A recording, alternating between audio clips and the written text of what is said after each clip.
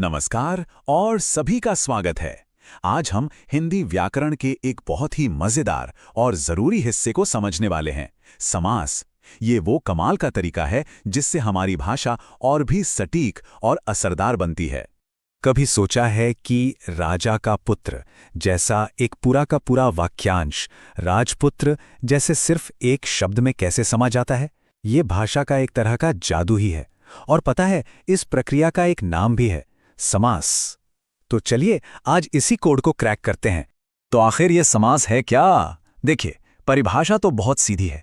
दो या दो से ज्यादा शब्दों को मिलाकर एक नया मतलब वाला शब्द बनाना।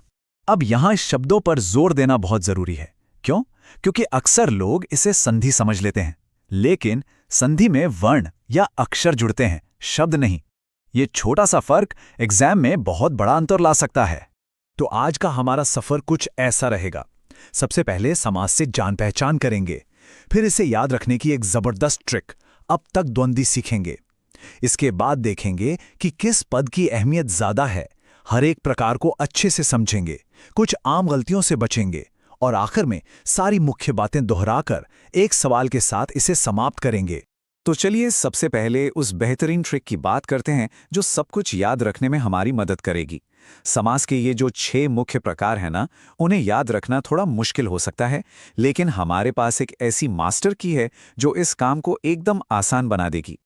और वो मास्टर की है अब तक द्वंद्वी। आइए इसे खोलकर देखते हैं। आ से अव्ययी भाव, बा से बहुव्रीहि, त से तत्पुरुष, क से कर्मधारय, द्वम से द्वंद्व और द्वि से द्विगु। बस ये एक छोटा सा वाक्य और सारे 6 प्रकार याद। अच्छा, समास को बांटने का एक और भी तरीका है, और वो ये देखकर तय होता है कि जो नया शब्द बना है उसका कौन सा हिस्सा, मतलब कौन सा पद सबसे ज्यादा महत्वपूर्ण या प्रधान है। अब देखिए ये कितना दिलचस्प है। अव्ययी भाव में पहला पद हीरो होता है, तत्पुरुष, कर्मधारय और द्विगु, इन तीनों में दूसरा पद ज्यादा महत्वपूर्ण है। द्वंद्व में दोनों पद बराबर के हिस्सेदार होते हैं। और फिर आता है बहुव्रीहि, जिसमें न पहला पद प्रधान है न दूसरा, बल्कि कोई तीसरा ही मतलब निकल कर आता है। तो ठीक है, हमारे पास अब ट्रिक भी है और वर्गीकरण का आधार भी। तो चलिए अब एक एक करके हर समास के प्रकार को उसके उदाहरणों के साथ अच्छे से समझते हैं। हमारी ट्रिक अब तक द्वंद्वी के अ से शुरू करते हैं। अव्ययी भाव समास, इसे पहचानने के 2 सीधे साधे नियम हैं। या तो पहला पद कोई उपसर्ग है। अब देखिए ये कितना दिलचस्प है। अव्ययी भाव में पहला पद हीरो होता है, तत्पुरुष, कर्मधारय और द्विगु, इन तीनों में दूसरा पद ज्यादा महत्वपूर्ण है। द्वंद्व में दोनों पद बराबर के हिस्सेदार होते हैं। और फिर आता है बहुव्रीहि, जिसमें न पहला पद प्रधान है न दूसरा, बल्कि कोई तीसरा ही मतलब निकल कर आता है। तो ठीक है, हमारे पास अब ट्रिक भी है और वर्गीकरण का आधार भी। तो चलिए अब एक एक करके हर समास के प्रकार को उसके उदाहरणों के साथ अच्छे से समझते हैं। हमारी ट्रिक अब तक द्वंद्वी के अ से शुरू करते हैं। अव्ययी भाव समास, इसे पहचानने के 2 सीधे साधे नियम हैं। या तो पहला पद कोई उपसर्ग या अव्ययी होगा, या फिर एक ही शब्द को दोहराया जा रहा होगा। जैसे ये शब्द है प्रतिदिन, इसका मतलब होता है प्रत्येक दिन। अब यहां जो प्रति है वो एक उपसर्ग है, तो बस ये साफ साफ अव्ययी भाव समास का एक बढ़िया उदाहरण बन गया। अगला है ब से बहुव्रीहि समास। ये थोड़ा रहस्यमयी है। इसमें न पहला पद मुख्य है न दूसरा। ये दोनों मिलकर किसी तीसरे ही बिल्कुल अलग मतलब की तरफ इशारा करते हैं, और ऐसा अक्सर देवी देवताओं के नामों के साथ होता है। इसका सबसे क्लासिक उदाहरण है त्रिलोचन। शब्द का मतलब तो है 3 आंखें, पर यह शब्द सुनते ही मन में 3 आंखें नहीं आती, बल्कि सीधे भगवान शिव का ध्यान आता है। तो यहां वो तीसरा मतलब यानी शिव ही प्रधान है।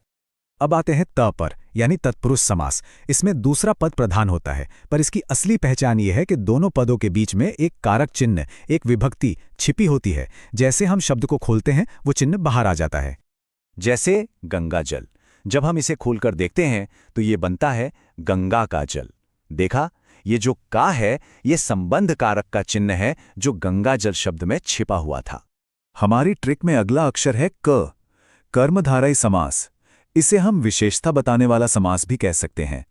इसमें एक पद होता है विशेषण और दूसरा होता है विशेष्य, मतलब जिसकी विशेषता बताई जा रही है। जब हम इसे तोड़ते हैं तो अक्सर है जो या के समान जैसे शब्द आते हैं। इसका एक बहुत ही अच्छा उदाहरण है नीलकमल। इसका विग्रह होगा नीला है जो कमल। यहां नीला हो गया विशेषण और कमल हो गया विशेष्य। एकदम सीधा साधा संबंध। अब हम द्वंद्व पर पहुंच गए हैं, यानी द्वंद्व समास। इसमें जैसा कि नाम से ही लग रहा है, दोनों पदों में द्वंद्व है, मतलब दोनों ही प्रधान हैं। इसकी पहचान अक्सर बीच में लगे योजक चिन्ह से होती है, और जब शब्द को खोलते हैं तो और या लगता है। इसमें ज्यादातर विलोम शब्द या जोड़े होते हैं। जैसे गुण दोष, ये बन जाता है गुण और दोष। यहां दोनों शब्द बराबर के महत्वपूर्ण हैं और एक दूसरे के उल्टे भी हैं। और आखिर में हमारी ट्रिक का द्विगु समास। ये शायद पहचानने में सबसे आसान है। इसका पहला पद हमेशा हमेशा एक संख्या होगी और पूरा शब्द किसी समूह या ग्रुप के बारे में बताएगा। जैसे चौराहा, यहां चौ का मतलब है चार और राह का मतलब है चार राहों का समूह। संख्या और समूह, बस यही तो है द्विगु की पक्की पहचान। तो हमने नियम तो सारे सीख लिए, लेकिन अब एक बहुत जरूरी बात, उन आम गलतियों से बचना जिनमें अक्सर लोग फंस जाते हैं। यहां दो सबसे जरूरी बातें याद रखने वाली हैं। पहली, सिर्फ संख्या देखकर हमेशा उसे द्विगु मत मान लेना। त्रिलोचन में त्रि यानी तीन तो है, पर इसका मतलब शिव है, इसलिए यह बहुव्रीहि है। दूसरी बात, योजक चिन्ह देखकर हमेशा उसे द्वंद्व मत मानना। दिन दिन में योजक चिन्ह है, पर क्योंकि एक ही शब्द दोहराया गया है तो ये अव्ययी भाव समास होगा। तो हमने सभी प्रकारों पर एक नजर डाल ली है। चलिए अब इस सारी जानकारी को कुछ मुख्य बिंदुओं में समेट लेते हैं। तो समास को पहचानने की एक छोटी सी गाइड ये रही। अव्ययी भाव के लिए उपसर्ग या शब्दों का दोहराव देखिए। बहुव्रीहि के लिए कोई तीसरा मतलब, खासकर देवी देवताओं का नाम। तत्पुरुष के लिए छिपा हुआ कारक चिन्ह ढूंढिए। कर्मधारय के लिए विशेषण विशेष्य का रिश्ता। द्वंद्व के लिए विलोम शब्द और या। और द्विगु के लिए पहला शब्द एक संख्या होना चाहिए। और अब इस पूरे ज्ञान को परखने के लिए एक आखिरी चुनौती। शब्द है नीलगाय। इसमें कौन सा समास होगा? सोचिए। इसका विग्रह है नीली है जो गाय। जरा जो नियम सीखे हैं उन्हें इस पर लगाकर देख